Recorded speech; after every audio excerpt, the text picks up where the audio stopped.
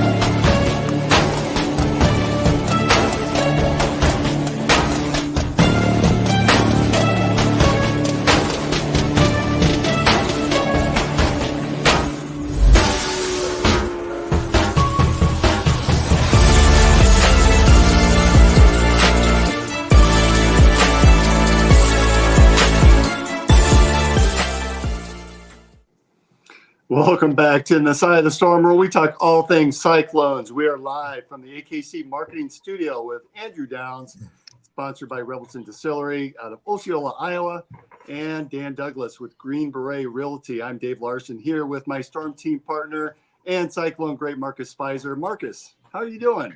I'm doing good, Dave. How about yourself? Good. Hey, I think another Cyclone great, Brent Gervais, is going to be joining us a little bit late this evening, but special Thursday edition. I've got one eye on the Cowboy game because we all know I'm a Cowboy fan for some sick reason. You might want to close both of those eyes. I know. Hey, the good thing is, I am in Arizona today, Marcus. It was 104 here today in Tucson, and I loved the weather. Unfortunately, I was sitting in a conference room all day, but I went out during a couple of breaks just to soak in a little bit of that sun you got. Yeah, our high today looks like it was 101. Saturday, it looks like it's going to be 105. Like it's the end of September. I thought we was going to be out of this by now. I'm not complaining. We are. I mean, because here once in the spring and in the fall, it goes from nice temperatures to hot. I mean, scorching hot and no letdown, no let up at all for about 3.5, 4 months. And then even like now, going over into October, like it's going at a nosedive. So it'll hit from like 100s to like the 70s. Then you got to get used to that because your body feels like that 70s is super cold. You know, even though 70, 77, 78 can be nice, but it feels like it's super cold from being, I mean, anytime you can go from being 115, 116, and then it gets down to 100, 101, and that feels like a break. Imagine, the 100s to like the 70s. So we're excited for it. The summer is pretty much gone for us, and we're ready for this sun to get out of here. We thought we were out of it last week. Windows down, taking the kids to school, nice breeze, 78, 79. Man, 30 minutes later, it's right up to 98. So what, you pulling out your winter Iowa State parka when it's 70 degrees? It get not at 70, but it does get cold here. It gets down to the teens. What a lot of people don't think, but it does get cold. It just around around January. It'd be cold in December around Christmas, but January it gets really cold. But then February. Well, and my mom is a snowbird, so she heads down to Phoenix every year. Back in the day, she used to go down after Christmas, and that date is actually now on this side of Thanksgiving when she starts to head down because of the weather. And you're right. Once it starts getting hot, well, it's time to head back to Iowa. Yeah, it's really really nice though. If you don't like the snow, I'm used to. I'm born and raised in the Midwest, and in the snow, and being in Chicago and Iowa, I've had enough. Well, I've and had I enough. went for a nice run this morning, and it was so nice. I know it's 104, but Hmm. probably closer to 70 or 73. It was just beautiful morning Yeah, out. that's real I'm nice. very jealous of you guys. So Brent will join us here shortly, but women's basketball has started. The men's basketball started. Just late breaking news: the men received a commitment this evening from a four-star recruit out of North Scott High School. 6 foot 5 inch guard, 2027 commit. Isaiah Harrington is committed to the Cyclones. Again, 4 stars is nice work out of TJ, the number 40 recruit out of the country. So things are looking up already for that incoming 2027 class. Yeah, very excited about getting this season right here started. I don't want to look too far ahead to 26, 27, but ready for the season to start, to see what these guys are going to do. Looked at the calendar or the schedule today. I was looking at a couple ones that I can, definitely try to get to, especially before we came on. We were talking about the Arizona State and the Arizona one. That was a back-to-back down in Arizona. So I'll look at the calendar and see what we can do and try to make that trip. Yeah, so the conference schedule was released today, and you're referring to that Arizona State game on Mhm. Saturday, January 25th. Immediately followed on, we think it's going to be a big Monday game on the 27th against Arizona in Tucson. Mhm. So you're right. So Iowa State fans, that might be quite the doubleheader to be able to attend in the middle of winter to get the heck out of Dodge and Fort Dodge or whatever Dodge you're in Iowa and head to Arizona for a couple back-to-back games. Yeah, that one's going to be quite interesting to get these two schools that we hadn't faced much in the history, I guess you would say, of Iowa State basketball. So to have them being able to be close now, um, I'm looking forward to being able to make those trips. Are you looking at the Arizona as a stop by? You thinking about making that trip? Yeah, I'm really thinking about making that trip. It's I know Arizona State is in Phoenix, or where is it? Um, Tempe. Tempe, yeah, which is right there. That's about 4 hours from here, and then Arizona, which is in Tucson, is probably I think about another hour and a half past that. So it's not bad of a trip. Thomas Watkins, who played with me at Iowa State, one of my best friends, still lives in Phoenix, so it'd be a nice trip to get up with him and his family and possibly go over for those two games. Kansas, we are able to play them twice this year. Last year was the first time we just had one game against them. This year we have a home game against Kansas on the January 15th, and then go to Kansas on February 3rd. So schedule seems to lay out fairly decent. Glad we get them at home first. Does that mean anything, I guess, from a player perspective? Would you rather see some of these more challenging teams at home first where you have the Hilton crowd behind you, or would you rather go to the Fog? And I know that you've expressed an affinity for the field house.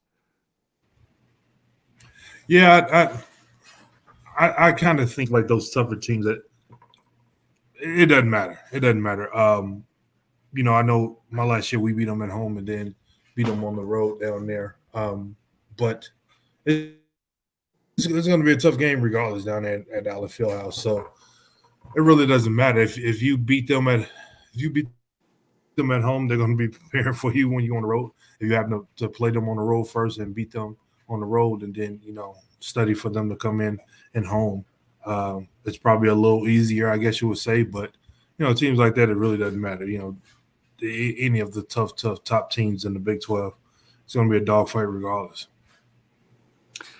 I noted the first conference game is at Colorado. Now, it's been a while since we've seen them, and back when they were in the old conference. that was historically, whenever we played at Colorado in the past, that we seem to struggle. And I don't know if it's the turnaround and the elevation. What was your experience playing in Colorado? Well, no matter what no one says, if you've never played, a high level sport, or even for matter like to run in an altitude like that, then you wouldn't understand it. It is definitely something that your lungs have to get used to. Even in a normal practice, we tend to, crank it up a little bit harder once you go to Colorado, because your lungs is going to feel it. It's just a different of a little burn. So we always try to get there a little bit earlier, a day or two earlier, to be able to get some practices in. And it was the same way in the NBA when you went in to play the Nuggets. Each and every team that went into that place had a harder time breathing and getting acclimated to the altitude. So, is that one of the things that make it tough for visiting teams? I would think it absolutely does. But once you've been there for a couple of days, then you settle in and it'll be okay. But I think the practices are worse than the game. The game is a lot of timeouts, a lot of stops and stuff like that. And practices, I think Coach Stacey used to swallow his whistle or probably leaving in the locker room somewhere. So we weren't doing a lot of stopping. So that's probably was the worst. So when you say turned up the intensity of practice, did you turn it up when you were still in Ames, or did you turn it up once you got to Colorado, knowing that, hey, once we got there? Okay. Once we got there, to be able to, like I said, you're going to get that burn. So if you hurry up and get it in, and I'm not talking about the practice going for hours and hours. I'm talking about a nice crisp 45 minutes or hour practice, but going hard so you can get out of there. And then, get some food in you, replenish the liquids and stuff like that, and lay down, then your body's starting to get acclimated to everything. So it helped a lot. I mean, we didn't understand it as kids, age 19, 20 years old. We just wanted to go out and play, but, that's all a part of it. So speaking of crisp, like how I'm turning that into something. So the men's, I don't know if you saw this on social media, but the Cyclone Equipment released the new gold jerseys for the men's basketball team. Yeah, I did. It has a familiar logo that I think a lot of us that grew up watching the football team in the 80s grew an affinity for. It's that scripted Cyclones that was across the side of the gold helmet. Well, that same Cyclone logo now, that just scripted Cyclones, is going to be across the chest on those gold jerseys. Did you take a look at that? And what were your thoughts? Yeah, I did take a look at it. I saw the little highlight tape they put together of it, and they look good. They look a lot better than our gold jerseys looked. I think it was a different material, so the jerseys are a whole lot better now, with the whole stitching and everything. That really pops. So, well, but I thought you liked your gold jerseys. I like the color. I didn't like the jersey, the actual jersey, like the material. I don't know who it was made by, Russell or somebody, but Russell should have kept that. So we've got the new jersey on the screen. Thank you very much, Chris Shipley. But on his shorts too. Yeah, that just and I like the fact that they brought out Tamin Lipsey. And for those of us who are from the area, Tamin was a very successful, very talented football player as well. So it's kind of cool to have him the one out there on the football field on Jack Trice there, showing off that new uniform. I like it. Nice. Yeah, I like it too. Is it just going to be in the gold jerseys like that, or that script on the other color jerseys will be nice as well? Yeah, we think so. Well, and I'll come back to I've never been a fan of the I-State, and I think we talked about that over and over. But that scripted across the yellow, the gold like that, woo, that looks sharp. Oh, y'all talking about the throwback unis? We are. Yes, sir. The men's basket, those look kind of smooth. I like it. They are nice. I like the name addition there that you've got on the screen, Brent. Vintage Curve. Well, it felt right. It feels right. It feels right. By the way, I don't know if you guys follow CISN on Twitter, but they had some highlights of Taman Lipsy as a quarterback in Ames. That kid was unreal. No, I didn't. He was really good. He was unreal. Dude had like 246 rushing yards in one of them games. And they showed. And if memory serves me, I think he was a quarterback as a freshman. I think they moved him to wide receiver as a sophomore. Then he had the knee injury. And then I think he gave up football. Which smart. Totally understand. Yeah, man, that kid was a dog. It's crazy. So I think it's fun that they brought him out in that jersey on Jack Trice, gave him the chance to be on the field wearing that particular new uniform. I like it. Oh yeah.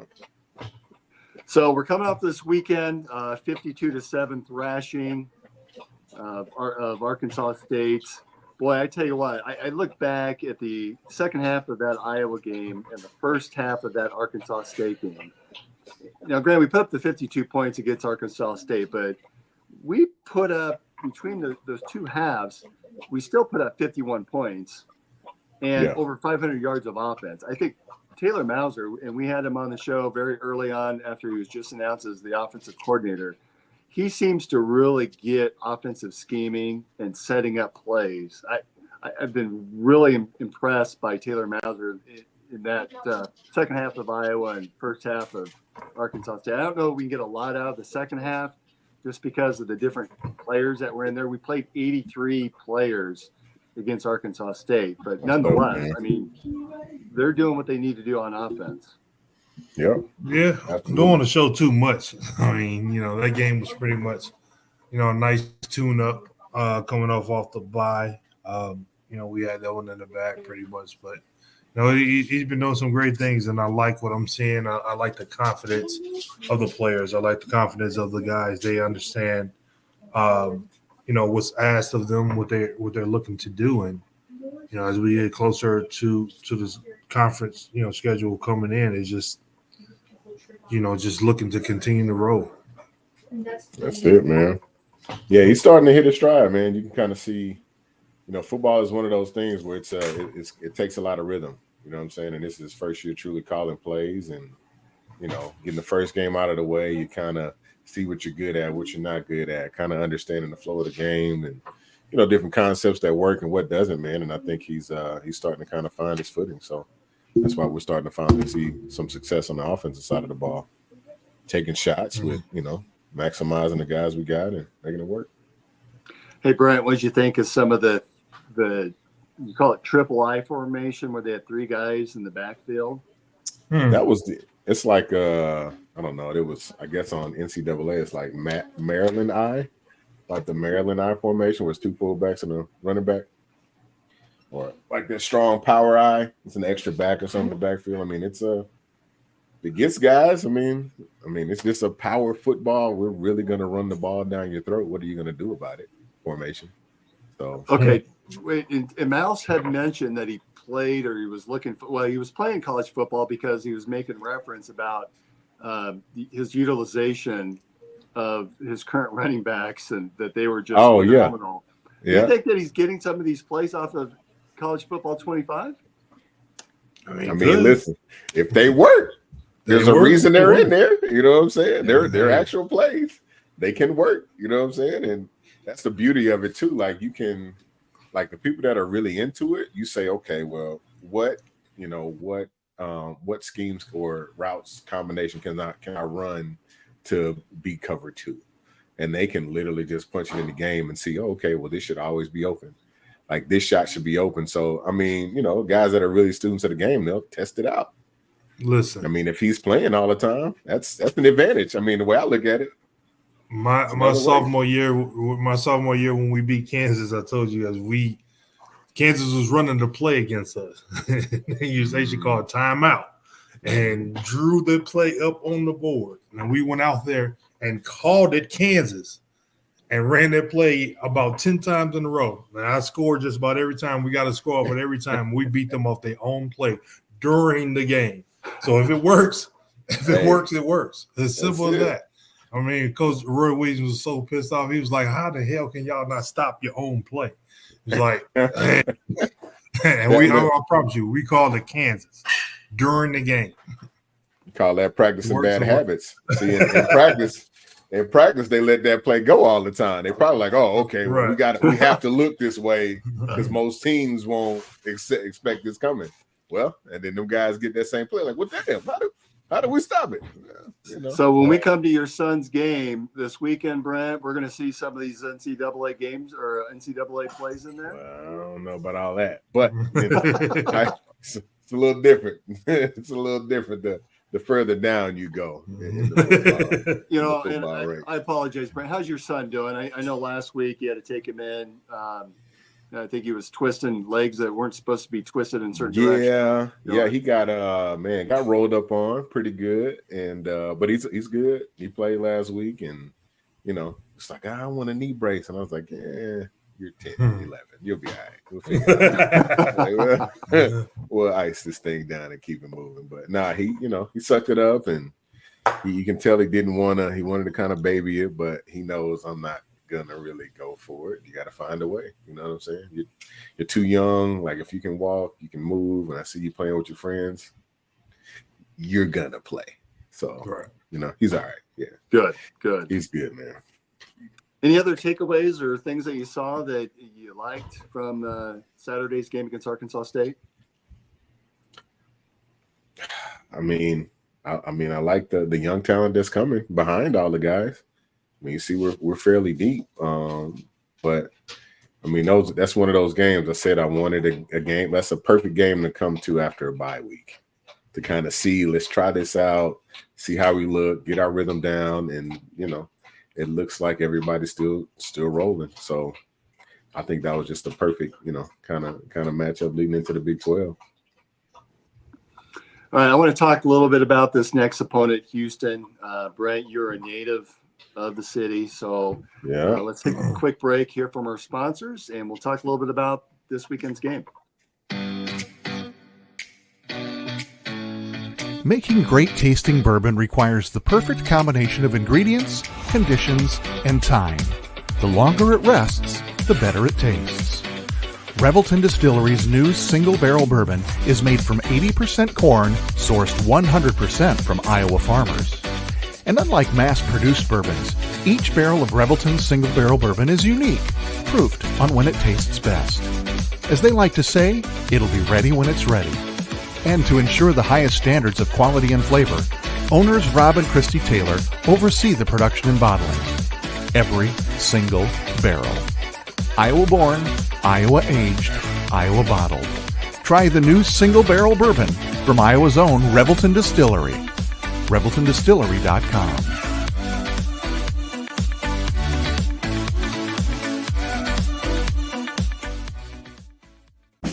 In 2023, a crack Green Beret named Dan Douglas retired his military command and promptly escaped to a full-time career in real estate.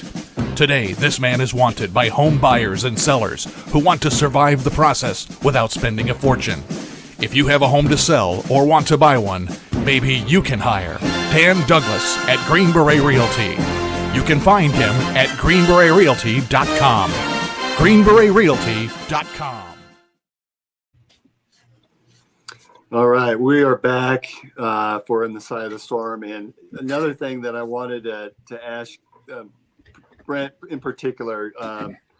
So Matt Campbell ties Dan McCarney for most wins as an Iowa State coach. We didn't get a chance to talk about it last week, but Mac left quite a legacy, and that's not to detract from Matt or anything that he did. But this is a quite impressive run for Matt Campbell. But same token, Dan McCarney is Dan McCarney, and he did so much for this program. You played under Coach McCarney. Thoughts on Matt Campbell tying his record? I mean, I couldn't think of a better coach, honestly, because he carries a lot of the same characteristics that Mac had, and like I've said this time and time again, he's just one of those guys that you'll listen to him speak. The hair stands up on your back of your neck, and you're ready to rock. Like you'll do whatever he asks you to do because of the coach and he's a player's coach, the type of guy he is. So it's super dope to see because Mac is an elite guy in my opinion, and he's a Hall of Fame coach up there at Iowa State, and I'm sure at some point, once it's all said and done, Campbell will be up there too. But to see the things that he's done for the program, man, he's more than deserving for sure. I thought it was neat. I can't remember if it was the athletics department or the football team put out a video of Campbell pregame, and I think it was at the Friday night before speech, and sharing his expectations and how he thought the game would progress, and having all phases of the game, that it was going to take the entire team effort. And boy, you look in retrospect after the game, and pretty much everything that he said that he wanted to see came true. I mean, we were so efficient offensively, and defense and special teams got into it. And, it was just a remarkable game all around. It really was a true team win. Yep, I agree. Yeah, we look complete, man, in all phases, and really didn't give them a chance to do anything or get anything started. So, we got a special team. I was trying to go back and find the episode. I feel like I called this early on. I feel like I said we start 3-0. I don't know. Shit will have to let me know. I'm just saying, but go ahead. Okay, Brent. So, how about 4-0? Any predictions there?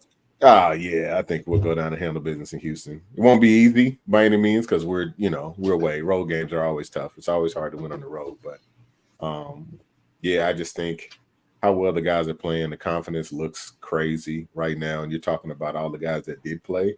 So not only do the ones have a ton of confidence, now the twos and the threes have it too. So practice changes a little bit, in my opinion. I think everybody feels like they're a little bit better. So when everybody feels like they're a little bit better, I think that ramps up competition, and all that does is just, sharpen iron sharpening iron, man. So I think we'll rock out 4-0. I'll take that all day. Does this mean anything more? A little extra kick being that it's the first conference game of the season? Well, yeah, you got to come out and get the first, Big 12 dub. But I mean, I think, Campbell is one of those, one game at a time type of guys too. So I don't think there's more pressure on it than anything else, but it is a conference. So you need to go ahead and make a statement too. You got your non-conference out of the way. So now we can start handling business in our own. So Houston is coming off a 34-0 loss at Cincinnati. I don't know that anyone is expecting anything out of Cincinnati. So that seems to be a bit of a surprise, especially after, and I don't know, I wish I would have watched the game, but Houston lost in week 2 to Oklahoma 16-12, which is a very tight game. Mm-hmm. Now, Oklahoma, as we've been able to see, seems to be struggling a little bit, particularly at the quarterback position, not quite certain what they're going to do in terms of who they're going to play. And so that may have had something to do with that particular score. But any ideas what we might expect in that game against Houston? It feels like there's still a team that's looking for an identity where we seem to have found ours.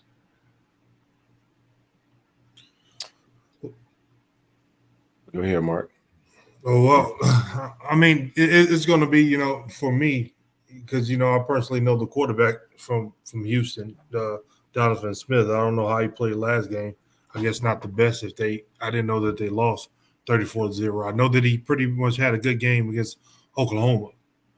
So, like I told you guys, he played with Marcus Jr. in junior high. He's about 2 or 3 years older than him. But he's always been an athlete, always been a bigger kid, and he's always had, great mechanics, big hands, and things like that. So, of course, I root for him to have success. But, just like Brent said, when his son plays against Iowa State, he's still going to have on his jersey. So I'm feeling the same way. I definitely want us to be 4-0, but, the competitor that I am, I like to have close games. I like to have good games. I like to have competitive practices, so I'm the same way with the games. Looking forward to us to continue the success that we have. I hope we don't, underestimate because they haven't been playing well, going on the road and go down there and lay an egg, because anything can happen in Big 12 as we know it.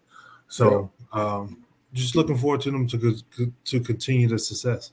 This is the same Donovan Smith, right? That played at Texas Tech. That, if I remember right, he was a freshman, played really well against us, led him down the field, and they kicked a 60. Oh yeah. 5-yarder. Sure. It was a really long field goal, and I felt pretty confident that he was going to miss it. And nailed it. That's the same kid. Yeah, he went to Texas. He left Vegas, and I think he finished high school in Texas. And then he went to Texas Tech out of high school, and then he transferred to Houston. So, like I said, I want him to have great success, good game. I wouldn't mind if he was 0 on Saturday. That's it. It's just how it is. We know where your allegiances are. That's great. Absolutely. Man, he's 6'5", 235. He's a big guy. Yeah, he's a big kid. Like Cam Newton. Yeah. Man. Absolutely. Okay. I'm trying to get DJ to that 235. He's 6'6", and Donovan used to be taller than him. Because he was a couple years younger than him, but now he's gotten to 6'6", so I'm trying to put that weight on him. If he about 208 right now, 210, we get 235. It's ridiculous. So we were talking a little bit earlier about Taylor Mauser, and I don't know if you saw his press conference earlier this week, but he dropped 3 lines from TLC songs during his presser. The rumor is that someone bet him that he couldn't do it. Of course, he did it because he's smart. He figures things out how to do it. Have you guys ever been in a situation where someone has said, "Hey, I bet you can't do X. I want to hear that story." Whether it's, "I bet you can't do this in a game. I bet you can't do this in a press conference. I bet you can't do this to a coach." I mean, it depends on, I bet you can't dunk on Chris Mill.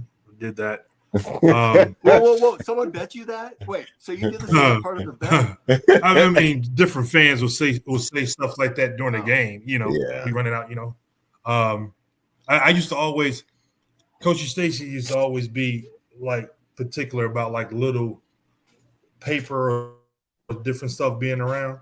And we had a dry erase board, and he used to always go up to the board and just, if it was a point to something up there, wipe it off with his finger. So I literally just come, Stevie was like, "I bet you won't fuck with him today." So I go in and get the pen, and then I'll put like little spots on the board or like the little tissue, whatever I would break. And he, while he's talking, he'd go around and pick it up. And he came in there on practice. He was like, and so he was just talking. He said, "You know what, Pfizer?" And we don't know what he about to say. He's like, I have a feeling you're doing this shit. And we just, the locker room just uproared, and we was laughing like crazy. And so he just continued to talk. He didn't break his coaching, but man, I don't think we heard anything else he said after that, because we were dying laughing, because they didn't think I was going to do it. It was probably a terrible game. We had this breakdown board where it doesn't matter how good of a game that you thought you had, the breakdown was going to be, the plus and minus going to be upside down. So he was already mad at that, and Stevie was like, "No, I bet you won't mess with him.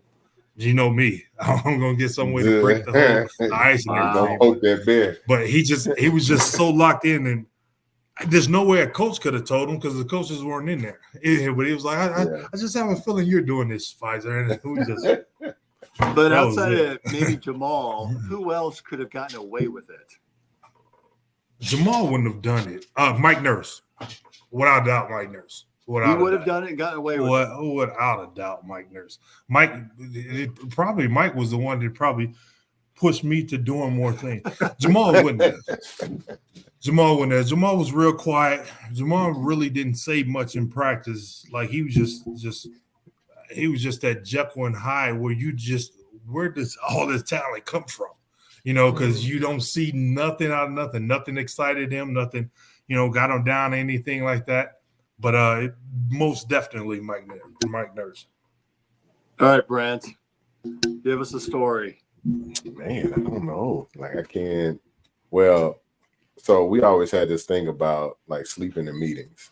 So like our coach couldn't stand, like, guys would always fall asleep in meetings and all of that shit. So we used to bring sunflower seeds in, and that was like the trick to stay awake. And I eat the hell out of sunflower seeds when I go on road trips too. They keep me awake.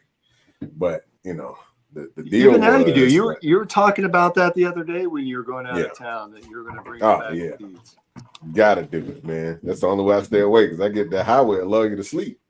But so that's where I got it from. My blood pressure be so high.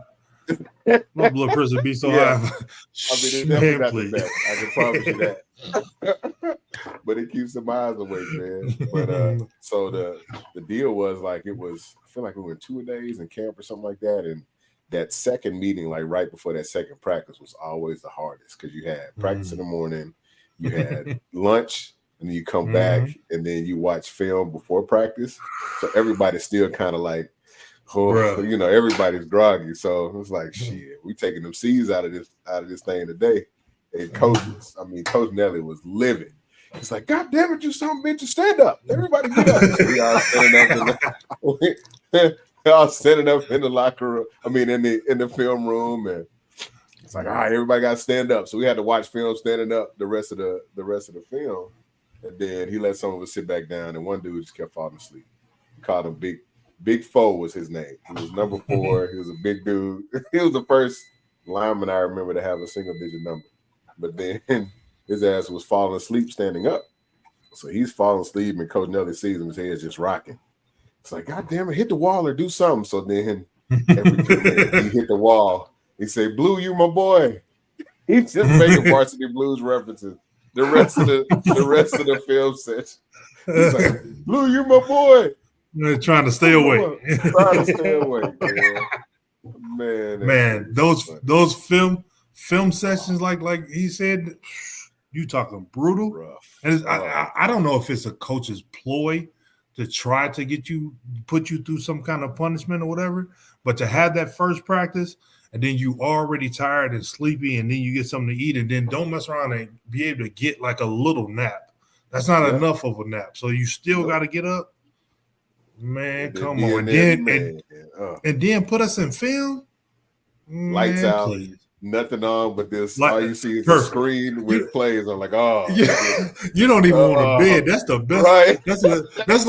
That's like me now. Like with the kids, like when my 9-year-old Dawn, and she wants to go to whatever movie that's coming out. That'd be the best nap ever. I'm paying to go in. See, Daddy, wake up, man, please. I paid for this nap. I'm gonna get this nap every single time. That's the exact same thing. My wife be like, well, you know, Dad gonna go to sleep. You can say whatever you want to. I'm going to sleep. That's it. That's that, man. That's prime time. My son look at me now. He'll be like, Dad, I don't care. Hey, man, look. I don't care. Watch the movie. Don't watch the movie. Pay for you to come in here. Like, let me rest. Then you just want to say, it's my money. If I want to sleep during it, it's my money. I pay for this nap. This is what I paid for. I don't want no popcorn. I don't want nothing to drink. I'm going to sleep. There ain't nothing wrong with it either, Jack.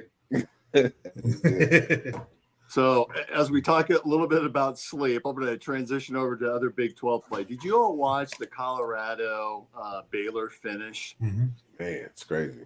That was incredible. Colorado should never have won that game. You know, they had 2 drop. Well, they had the first drop, then they come back and he Hail Marys it for a touchdown. That was an incredible finish. That Hail Mary pass, like it wasn't even where the player was. Like he just threw it, and the player like had to come back to it and find it and still caught. They're like, but what's the Baylor defense doing? They got lucky because of the drop the play before. Then they come back and do the same thing again for a touchdown. What are you doing? What do you think, B? I think that almost was good defense. Like he literally just came and found the ball. He did. I mean, because the way where Shedeur put it, like coverage was great, but he ended up putting it, in a way that receiver found the ball first, and he just literally got to it. Like that's all it really was. Like I feel like they were in position all night, and at the end of the day, it just always boils down to who makes those plays in those moments. And I mean, the kid came down and found the ball, which, by the way, that was a hell of a catch. For one, it was raining. Almost, man, for that not to go through his arms and not get any help from the ground, like there was no dispute there. Man, that's a hell of a catch. So, you know, for him to come back and make that play, man, that's shit. It's big time players make big time plays. They did a close up on him, and even my wife was like, "It's raining that bad?" Because you know, from far away you couldn't see it. Right. And it was like, oh, didn't they have to kick the field goal? I was like, they walked away with that. That was a big time one. Yeah, then Colorado comes back and wins at 38-31 in overtime, and I think that was Sanders' first Big 12 win. I don't think they won any It game. was.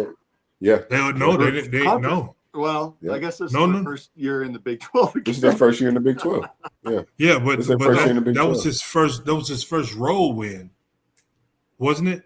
Because like last year, I know last year they lost the last how many 4 or 5 in a row or something like that. Yeah, they started hot and then they just they went the opposite downhill direction. real quick. Yeah. So I think that maybe was his first road win, big road. Oh, did they beat Nebraska? I don't know that they won any No. conference games last year in the Pac-12. Mm-mm.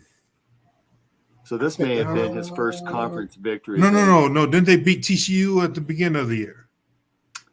Yeah. They beat that wasn't TCU at the conference beginning game, of the though. Last year? It was. Yeah, Yes. that was in a conference. Yeah, because Yeah. there's some That was TCU, yeah. That's the thing, yeah. First Big 12 win, but that was man. I mean, honestly, watching Shedeur, man, like the kid's special. Like He's very special. They talk about him and do all of that. Yeah, he's flash, he's confident the whole nine, but shit, that boy's a ball player. Well, and I Right. think, Brent, He is you talked solid. about it earlier. If they had any semblance of an offensive line, we're talking Man. Heisman. I mean, that kid, you're right. He's very talented.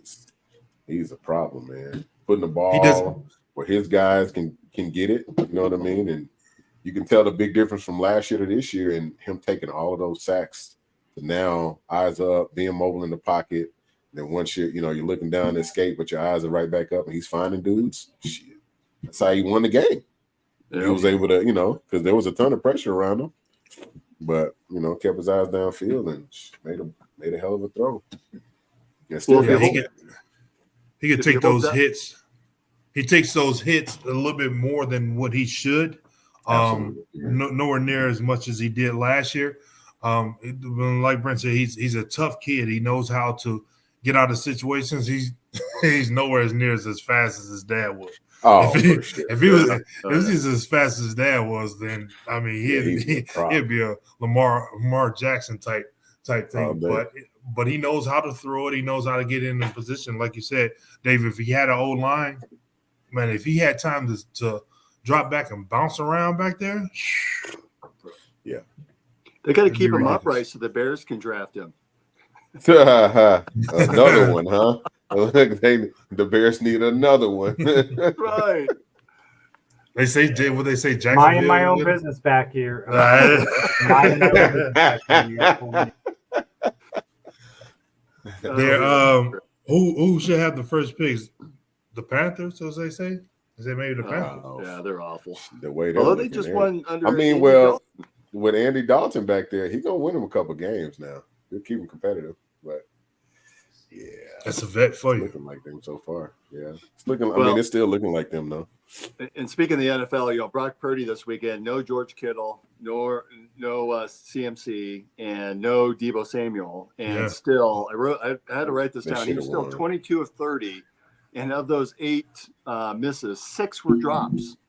Yeah, 3 touchdowns, 200 and some odd yards. I mean, Purdy's still Yeah. getting it done without all that talent around him. So to call him a system quarterback, I think we're beyond that at this point. yeah. I think he's finally starting to get respect, given what That's he's doing. dumb. Obviously, his run, and it is dumb. It's so crazy, That's man. dumb. But that's how it goes, right? It's always you got to prove me wrong. You got to just like Richard Sherman and them were talking about Travis Hunter and how he's not a good receiver, and it's like, come on, bro. These guys are doing things that you probably can never do. Like, what are we talking about, right? But it makes no sense. I mean, Tim Duncan is arguably the greatest power forward ever in Absolutely.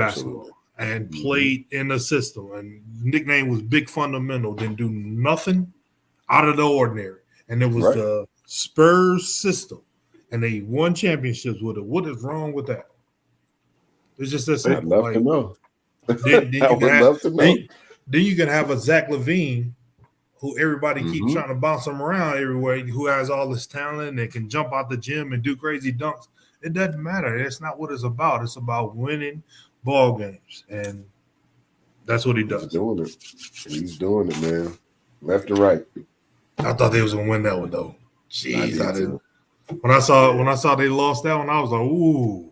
Oh, the Niners game. Ooh, yeah. yeah. Well, they had a drop late in that game where, and I can't remember the kid's name, but Brock actually came to his defense after the game was over, saying that, hey, they've got us back. And boy, it was a tough game, because if he catches it right there, I think it was a 3rd and long, it would have been for a first down, and then they're on the doorstep there to score again. So that was a tough way to finish that game.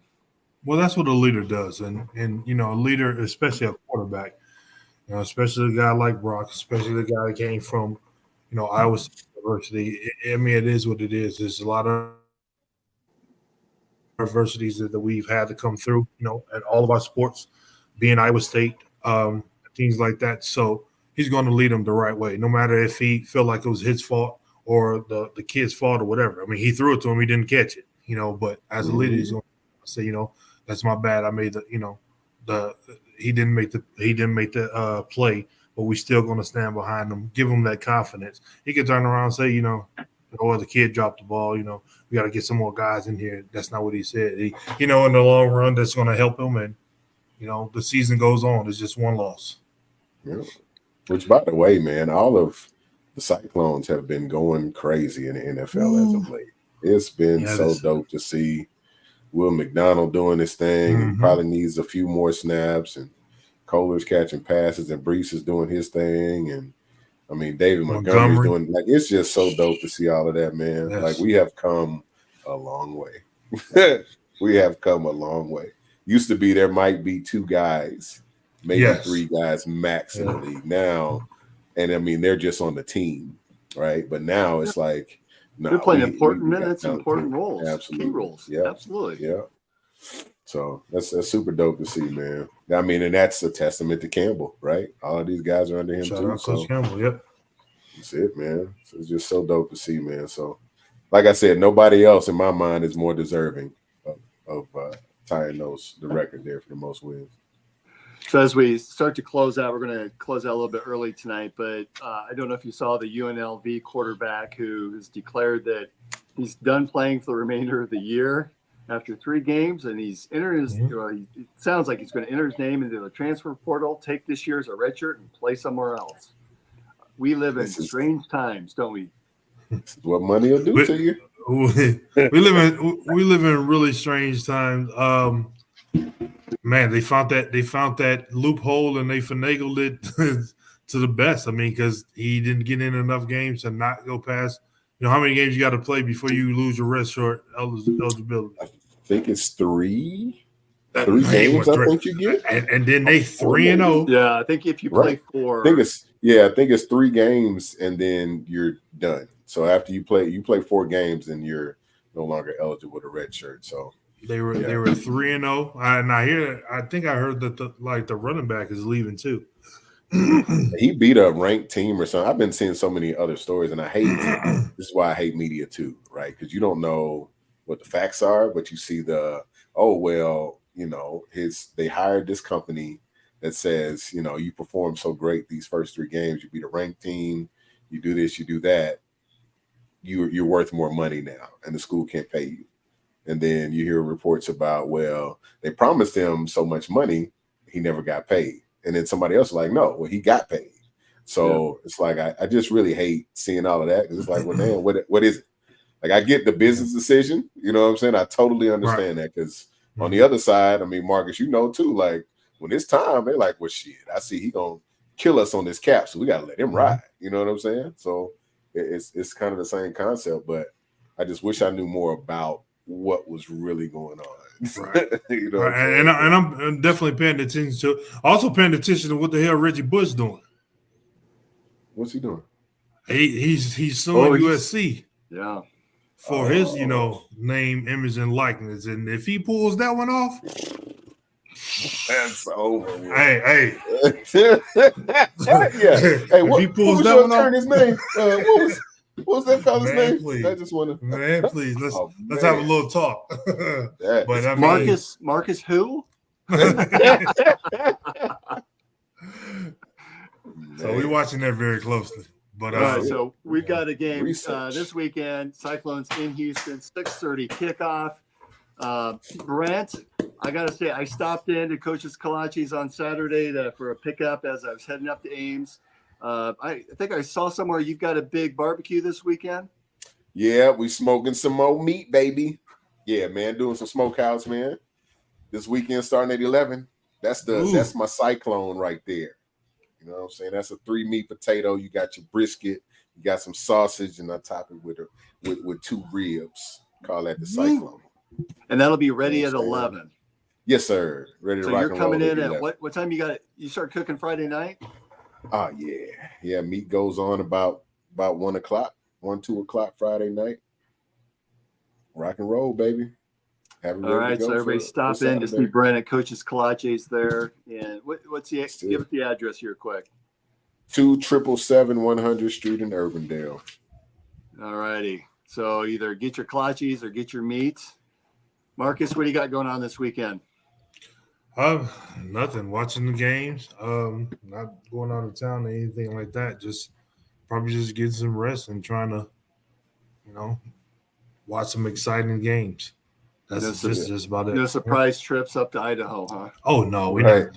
Bro, that trip right there, like he used to be in Phoenix, now he's in Idaho, and that's a good healthy 6 1/4, about 7 hours. Phoenix is 3.5, 4 hours. So like we've done down there trips and turn right back around. So that's essentially like doing that, on that one way. And then we, it was me, my wife, and our 2 daughters that went this last time. And with the little one in there, you got to stop more times than others, and it just make the trip so much longer. On the way back, it was nighttime, so she was asleep a lot.